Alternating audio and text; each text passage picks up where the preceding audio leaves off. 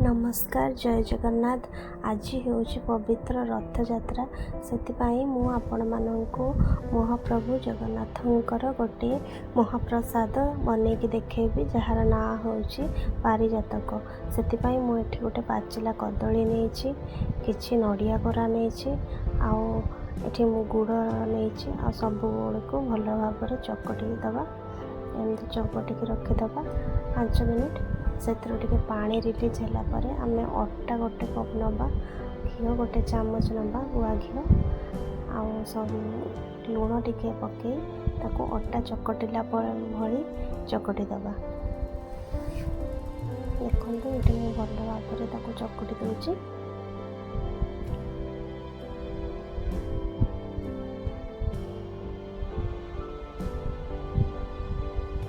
ये आमर अटा चकटा रेडी हो गला।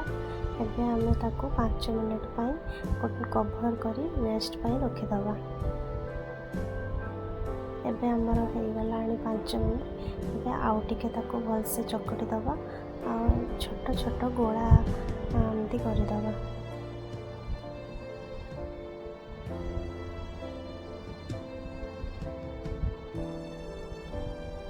से गोला गुड़ी को सब एमती गोल गोल करी टिके प्रेस करी एमती पिठा साइज रे गढ़ी दबा। ये मोर सब रेडी हो जाए। गोटे पैन नौ से 2 चामच गुआ घी दे दूची आ सब पिठा गुड़ी को ये फ्राए करदेबा। ये मो सब पिठा दे देची।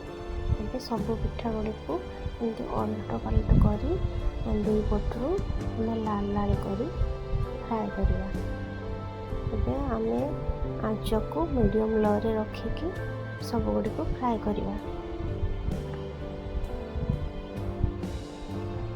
ये देखो मोर सब गुड़ी को पूरा गोल्डन ब्राउन हो गलानी। ये मोर रेडी हो गलानी। एबे मुझे सब गुड़ी को काढ़ी देवी। एबे तापाई गोटे सीरा प्रस्तुत करवा गुड़ और पानी रे।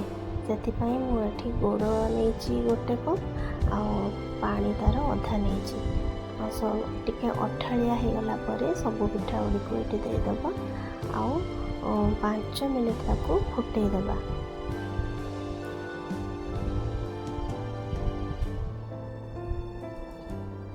एबे मोर ये प्रस्तुत हो गला पारिजातक। सब गोटे प्लेट को काढ़ी दबा।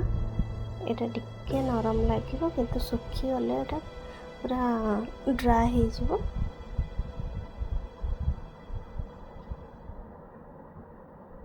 एबे मोर प्रस्तुत हो गला पारिजातक। आपण माननकु जदि भल लागिथिबो मो वीडियोटी को लाइक करिवे, सब्सक्राइब करिवे आउ गोटे मीठा कमेंट देवे। रहिली जय जगन्नाथ।